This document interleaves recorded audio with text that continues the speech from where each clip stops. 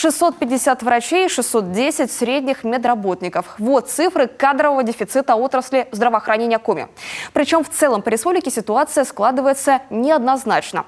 Самый большой кадровый голод в больницах Вуктыльского, Троицко-Печорского, Удырского и Усть-Цилимского районов. А вот, к примеру, в Прилузе и Кайгородке положительная кадровая динамика. Почему так, разбиралась Виктория Палкина.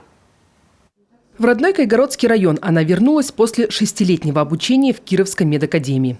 Получила подъемные, решила квартирный вопрос и уже сегодня полностью погрузилась в работу.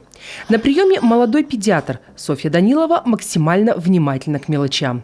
Говорит, порой найти общий язык с ребенком куда проще, чем с родителями. Сложнее, конечно, с родителями, потому что родители разные. Очень много вопросов, все переживают, особенно у кого вот первые детки, они вообще все нужно спросить досконально, все им объяснить, рассказать, очень переживают. Так было, конечно, страшновато в первый день, но как первый прием прошел, все дальше пошло спокойно. Сегодня она одна на весь район. 4 раза в неделю приемы в райцентре, еще 2 выездных дня. В отдаленных селах ее ждут с нетерпением. Ведь пока нет педиатра, все вопросы приходится решать фельдшеру. Детки у нас есть.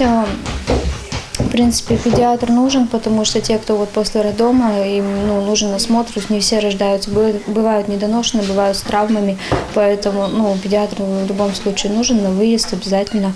А так, когда вот его нет, в основном я этим занимаюсь. То есть прививки, осмотры, вот это я занимаюсь сейчас сама. Детской медсестры у меня пока что, к сожалению, нет.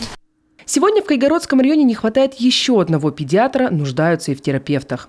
Уже в следующем году ждут 2 выпускников медицинских вузов. Обучаются они по целевым направлениям.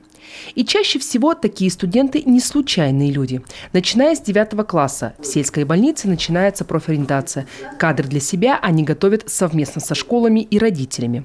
По такому пути пошли и другие муниципалитеты. Но пока исправить ситуацию с нехваткой врачей только таким способом вряд ли получится. Больше всего в больницах региона ждут кардиологов, хирургов, анестезиологов. Сегодня только в территориальном центре медицины катастроф требуется 7 новых специалистов.